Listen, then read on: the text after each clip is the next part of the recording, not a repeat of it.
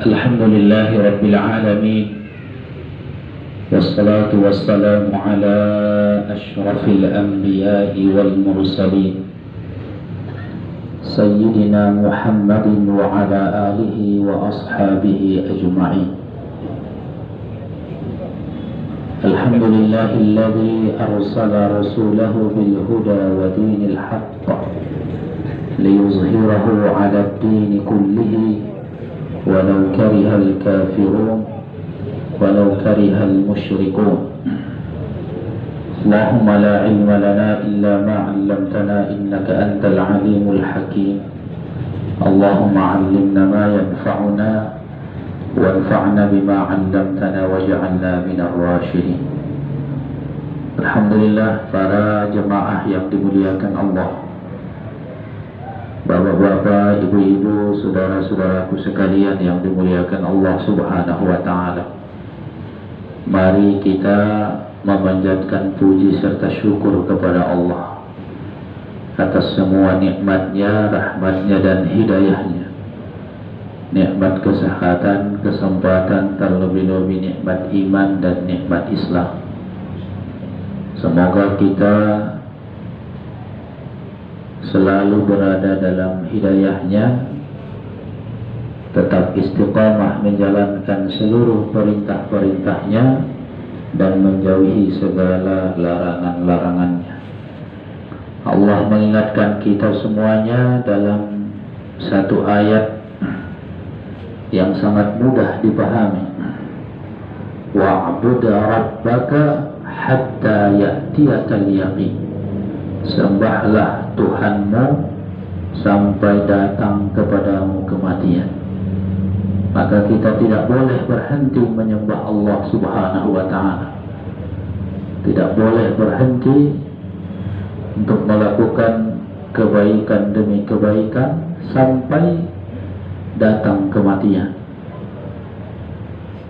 Apa yang kita lakukan seperti ini, mengaji, mencari ilmu, ini pun tidak boleh berhenti kecuali ruh sudah berpisah dengan jasad. Selama ada waktu, ada kesempatan, badan sehat, maka kita terus mencari ilmu. Seperti itu juga dengan ibadah-ibadah yang lainnya. Sholat juga tidak boleh berhenti sampai akhir hayat.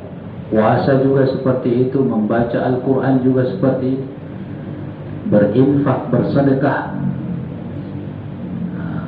berbakti kepada kedua orang tua, dan ibadah-ibadah yang lainnya.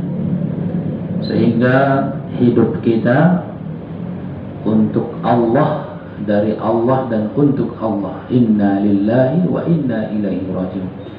Salawat dan salam kita perbanyak kepada Nabi kita Rasulullah sallallahu alaihi wasallam. Allahumma salli ala Muhammad wa ala ali Muhammad. Malam ini kita membahas satu hadis Rasul sallallahu alaihi wasallam yang kita ambil dari satu kitab Wasaya Rasul sallallahu alaihi wasallam wa atharuha fi taqwimil fardi wa islahil mujtama'. Kumpulan daripada wasiat-wasiat Rasulullah sallallahu alaihi wasallam yang bisa memperbaiki akhlak setiap diri manusia dan memperbaiki masyarakat. Di antara wasiat-wasiat Rasul yang tertulis di dalam kitab ini, yaitu wasiat yang ke-146.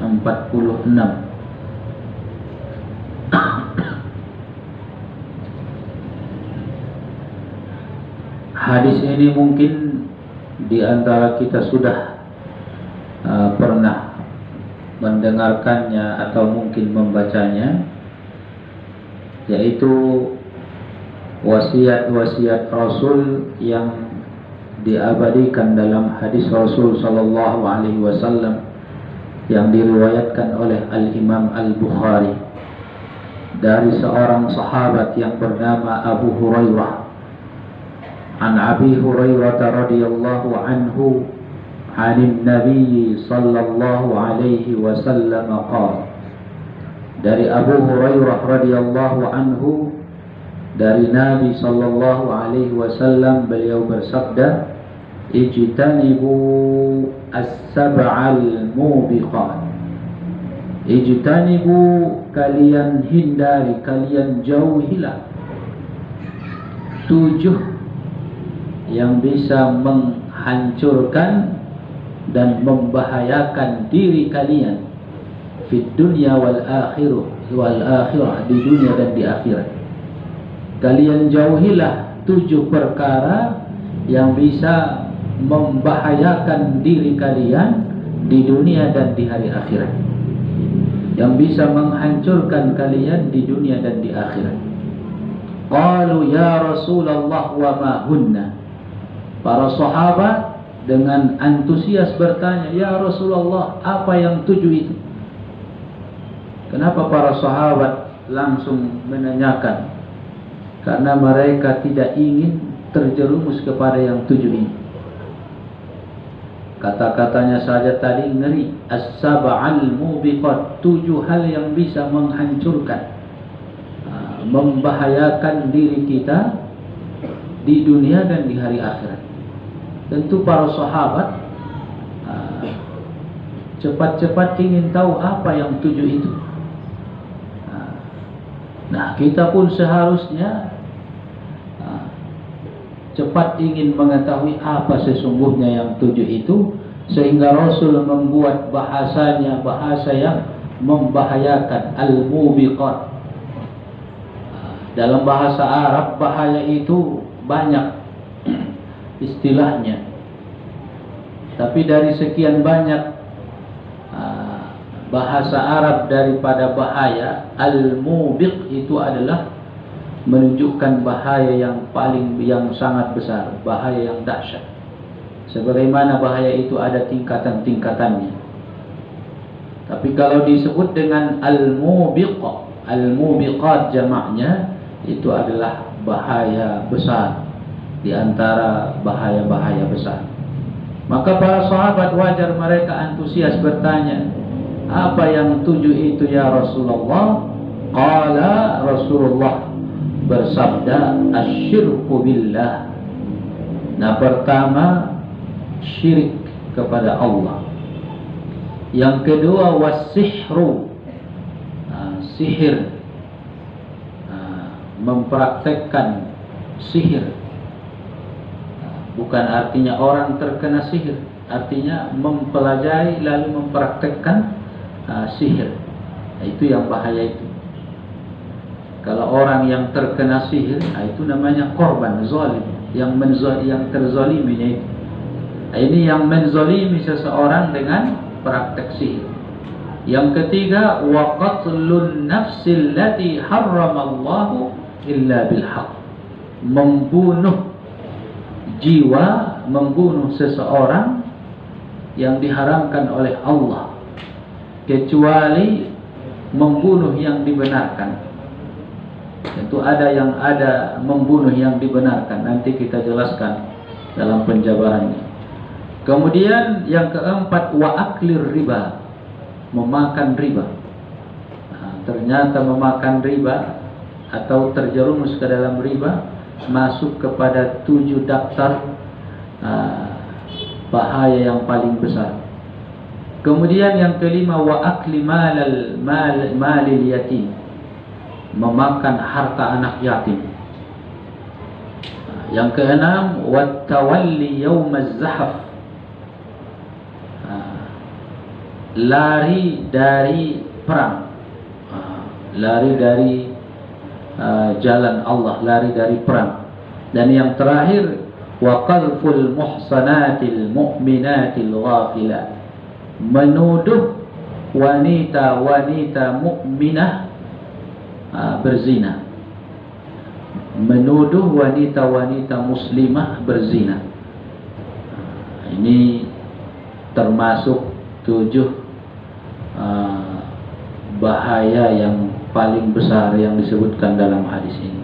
Nah, jamaah sekalian yang dimuliakan Allah, mari kita lihat satu persatu 7 bahaya ini. Bahaya ini tadi al-mubiqatu fid dunya wal akhirah. Bahaya di dunia dan bahaya di hari akhirat. Apa yang dimaksud bahaya? Bisa dalam bentuk bencana ataupun azab. Jadi dengan melakukan yang 7 ini, maka akan turun azab, baik di dunia, azab di akhirat. Wala azabul akhirati akbar. Tapi ingat, azab yang Allah turunkan di dunia ini tidak ada apa-apanya dengan azab yang akan diterima di hari akhirat nanti. Jadi bahaya baik dunia maupun akhirat artinya adalah azab. Jadi kalau yang 7 ini dilakukan, akan turun azab di dunia dan akan turun azab di akhirat, di neraka nanti ataupun akhirat nanti, atau di alam kubur. Apa yang pertama? Asyirku billah, syirik kepada Allah.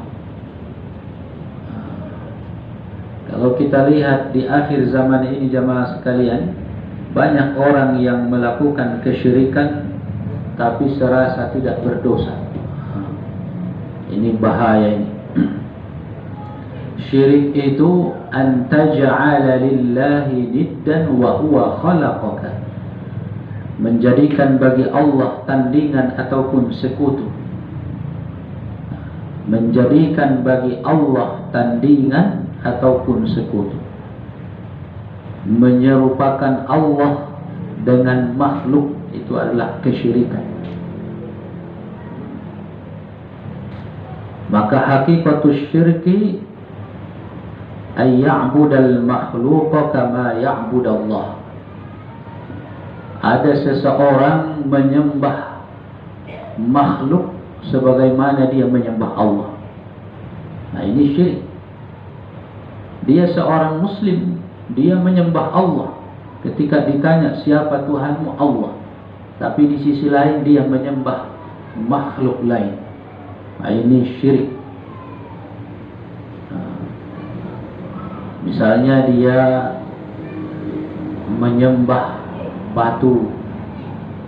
Meskipun dia menyembah Allah, dia seorang muslim menyembah Allah, tapi di sela-sela waktu yang lain dia menyembah pohon, menyembah batu, menyembah hewan. Au yu'azzima kama yu'azzim Allah, atau dia mengagungkan sesuatu sebagaimana dia mengagungkan Allah. Memuji sesuatu sebagaimana memuji Allah. Dia memuji manusia, menyanjung-nyanjung manusia sebagaimana dia memuji Allah. Itu syirik.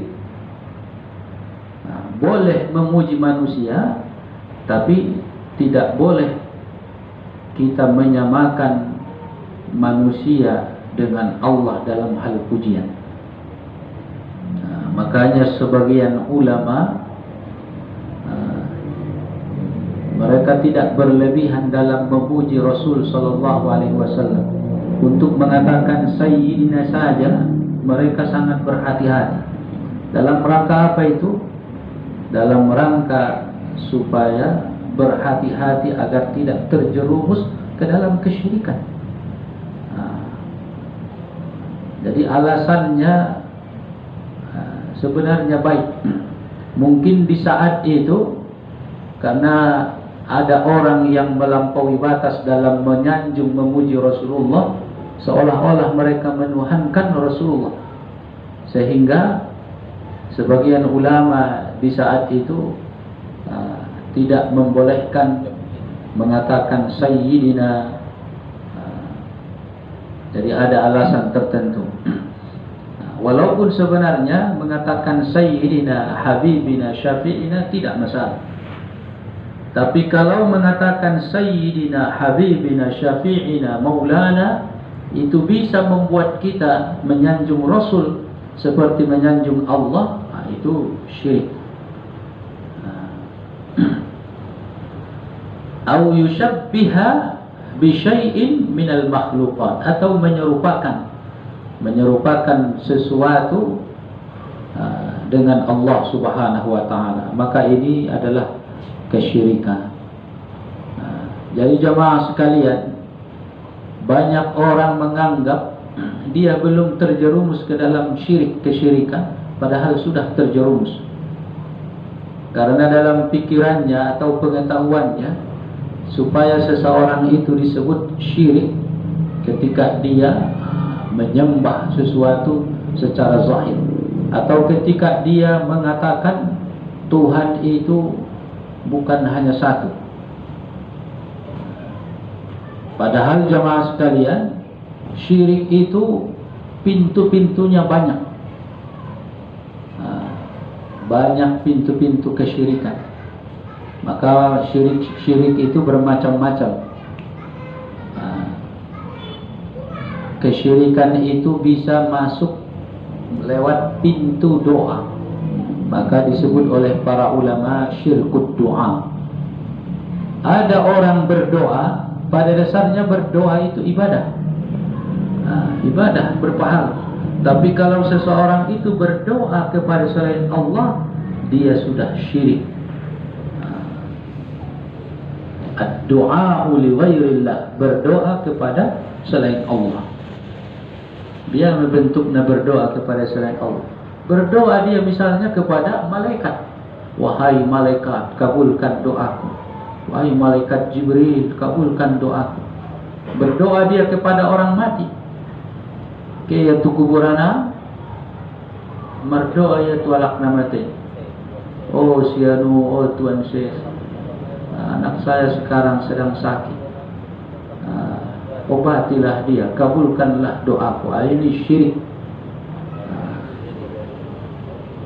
Perbuatannya berdoa, tapi karena dia berdoa kepada selain Allah, membuatnya menjadi syirik.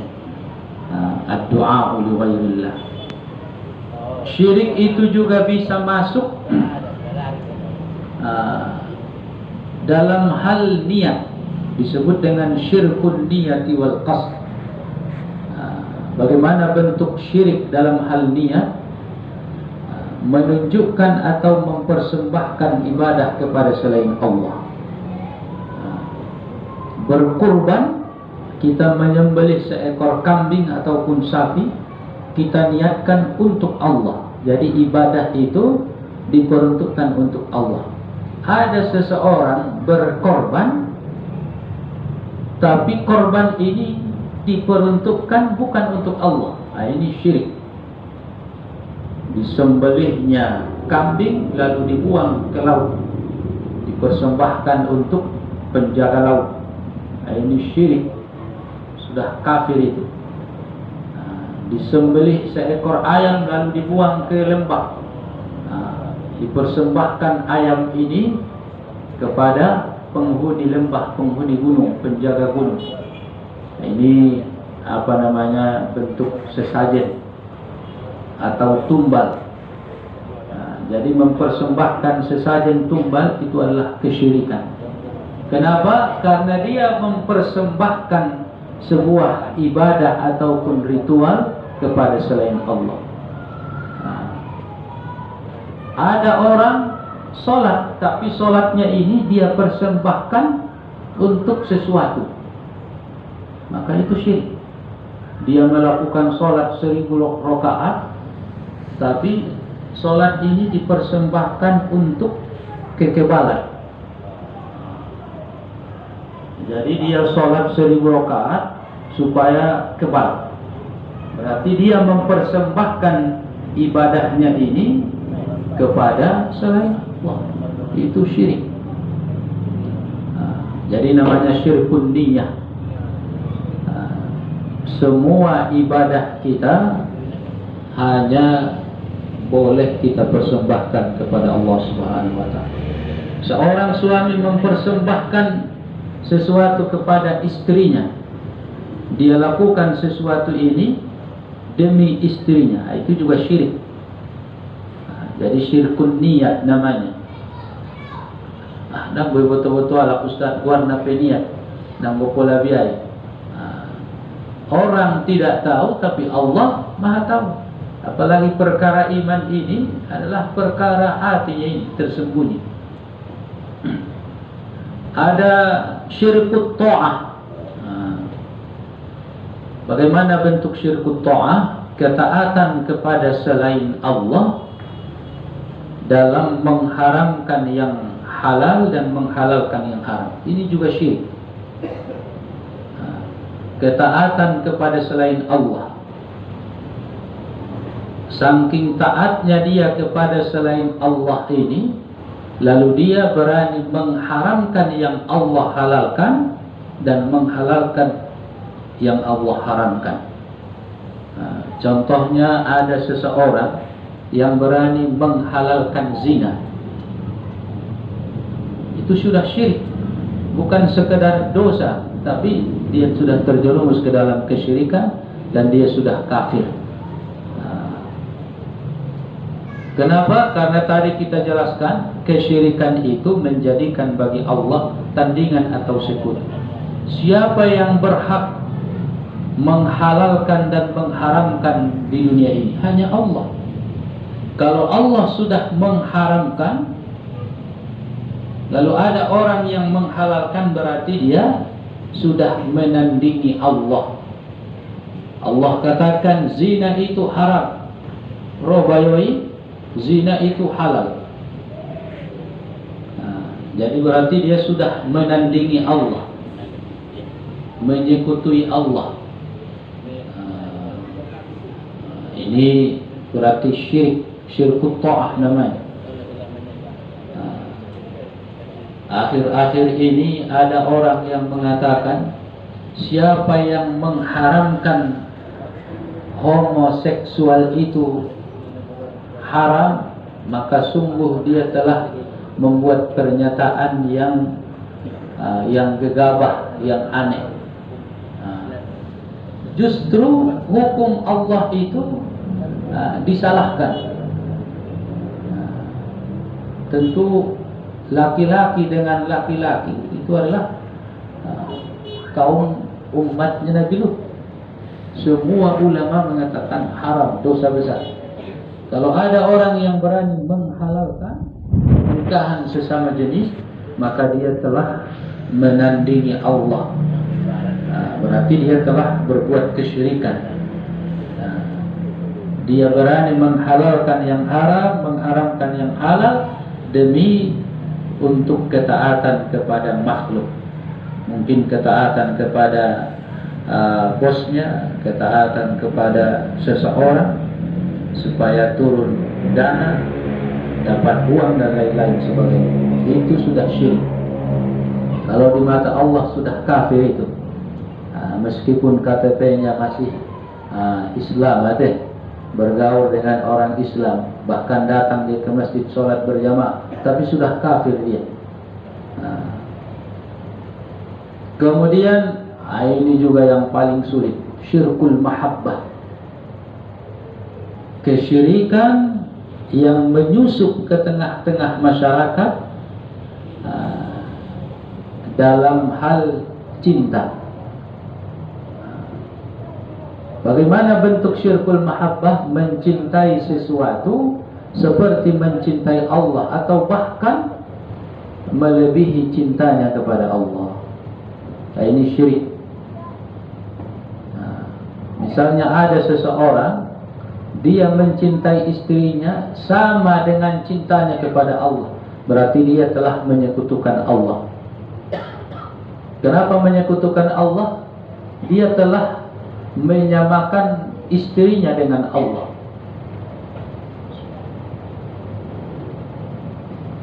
Sementara Allah mengatakan laisa kamitslihi syai', tidak ada yang semisal, yang setara, yang serupa dengannya. Kalau ada orang yang menyerupakan sesuatu dengan Allah, berarti dia telah melakukan kesyirikan dalam hal apapun penyerupaannya, termasuk dalam hal cinta tadi. Seseorang lebih cinta kepada pekerjaannya daripada Allah, atau menyamai cintanya kepada Allah dengan pekerjaannya, dia telah berbuat kesyirikan.